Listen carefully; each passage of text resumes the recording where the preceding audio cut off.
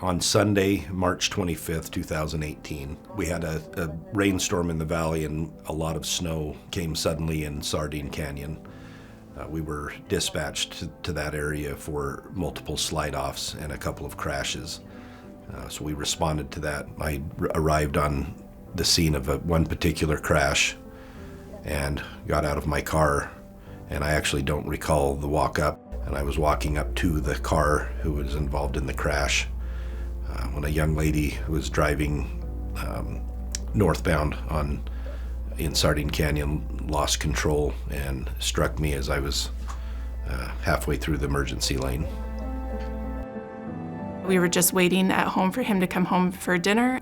Somebody came to the door, and it was a Logan City officer coming to tell us that Cade had been hit. He didn't have any details. He didn't have any information as far as how bad it was or the state that Cade was in, only that he was outside of his car. So when my mom left with the officer to the hospital, we weren't sure exactly what happened to my dad, and we were scared that something bad had happened to him. It was like pure panic. Like, I just didn't really know what to think. I didn't know, like, I'm a fixer, I always have been. And so I didn't know what I could do in that moment. All kind of met at a point and said a quick prayer, and my mom said the prayer, and I remember how scared she was. And that's kind of when I realized that it was a big deal and that it was a possibility that he wasn't okay.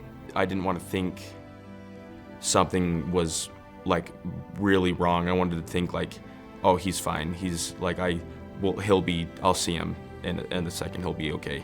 I learned my injuries were a broken scapula on the right side, 4 broken ribs. A couple of them were broken in 2 different places.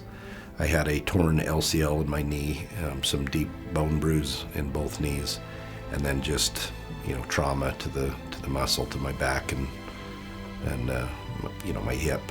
A year after my accident, I had nothing residual, even mentally and emotionally, so I was extremely blessed and extremely lucky.